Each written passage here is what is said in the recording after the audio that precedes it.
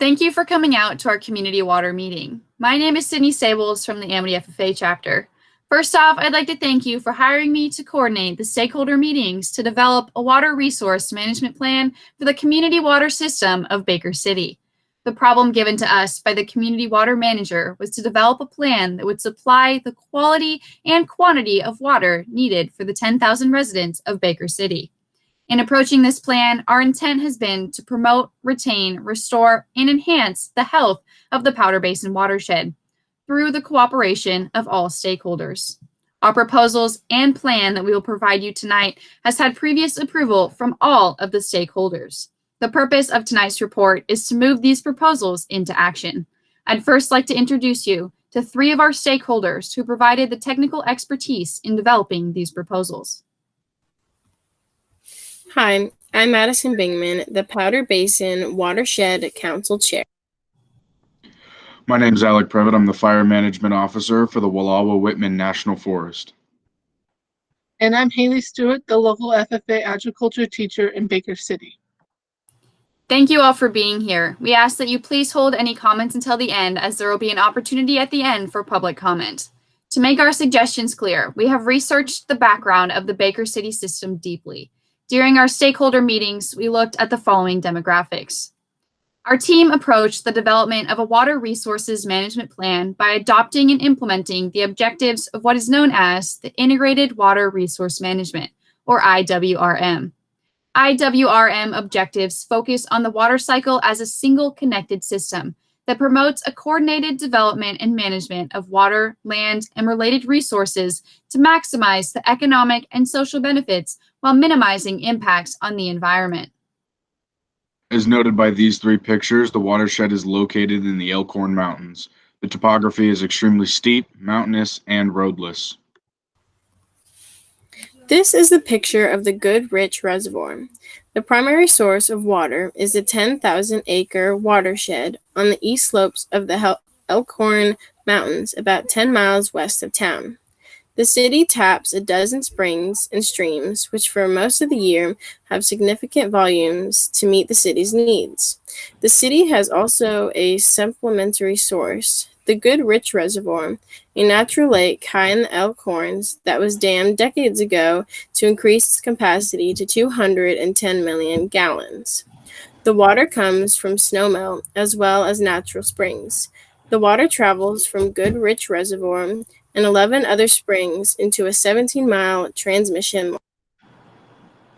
As noted on the slide, these are the drinking water protection areas within the Powder Basin that we took into account. Those tributaries include the Goodrich, Elk, Salmon, Little Salmon, Mill, Little Mill, and Marble Creeks. Additionally noted, the Elk Creek is listed a 303D water quality, limited for temperature, which is detrimental to aquatic organisms. That is an area of concern that we addressed. In all of our proposals, we wanted to make sure that the riparian area remained stable and that some of our actions may enhance the Elk Creek subbasin riparian area.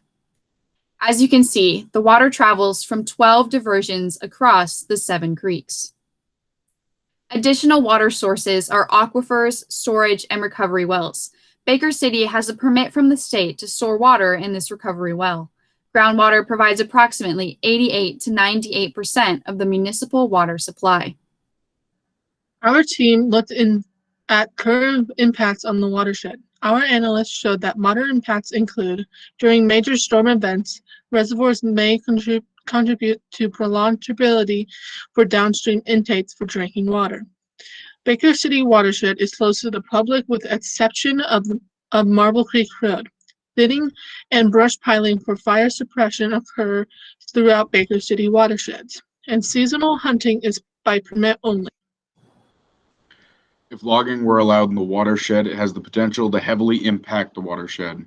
Cutting and yarding of trees may contribute to increased erosion, resulting in turbidity and chemical changes in drinking water supply. Possible over-application or improper handling of pesticides and fertilizers may impact drinking water source. The watershed is just shy of 10,000 acres. 98% of it is federally owned and 2% is in private ownership. With all of this being said, our first proposal is applying for an Oregon Watershed Enhancement Board Water Quality Monitoring Grant. With this grant, we plan to utilize Powder Basin Watershed Council members to serve as the point agency for monitoring efforts.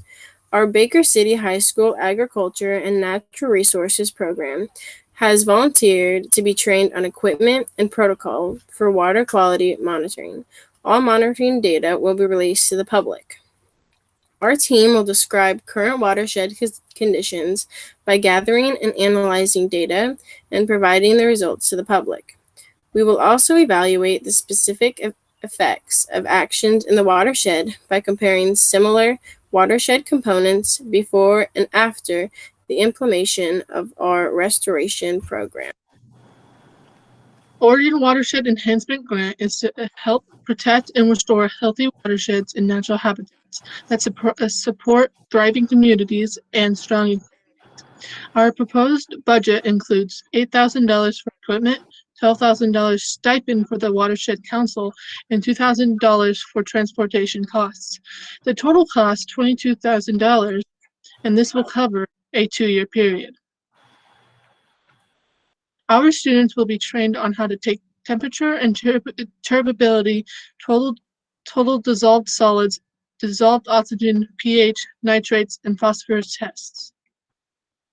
Our second proposed action is to reduce the risk and severity of potential wildfires, will help restore the vegetation and surface fuel characteristics that are consistent with natural fire regiment and promote landscape restoration. There is a need within the watershed to reduce forest stand densities and fuel loadings to increase resiliency to wildfire. Burning will be accomplished by hand ignition.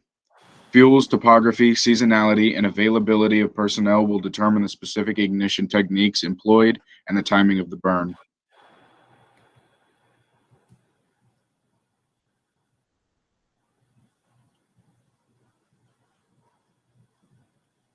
In our proposed action number 2, water is determined by analyzing the fire simulation data for the watershed. According to the fire simulation data, red indicated extreme risk for fire, and this so happens to be located directly within the watershed. This proposed action will meet the purpose and need to protect and promote large diameter trees through the removal of ladder fuels and smaller conifer competition and reducing the risk of uncharacteristic wildfire. The average cost is $167 per acre. We will target high-risk areas and choose a spring burn over fall burns. The moisture content of fuels creates smoke. Prevailing winds will be taken into consideration as to not push smoke over the city. Our target area is approximately 200 acres in the Gooden Creek Basin. Our plan is to target other basins in future years depending on water quality test results following the burn. All of these protocols result in 200 acres burned costing $167 an acre, totaling $33,400 in funds, which will be provided by the Wallowa-Whitman National Forest Fire Management budget. During our stakeholder meetings, we investigated the effects of wildfire in multitude of watersheds throughout the United States. The following findings are of that research. Uncontrolled fire has been known to reduce vegetative cover, which can lead to significant flooding, soil erosion, and sedimentation. These effects can have harmful impacts on aquatic life, changes in hydrological processes, and are likely to affect humans who depend on the watershed for drinking water supplies. When developing each of our proposals, we took a series of policies into consideration. We plan to comply with the National Environmental Policy Act to ensure that forest management activity does not harm the environment, including sensitive wildlife habitat. We will also comply with the National Forest Management Act of 1976 and the Oregon Smoke Management Plan put in place by the DEQ. The Clean Water Act and the Safe Drinking Water Act were also taken into consideration. Grant funding actions include securing the Oregon Watershed Grant for ongoing water quality monitoring before and after controlled burns. Buy-in from Watershed Council members and the local high school programs were already taken into consideration.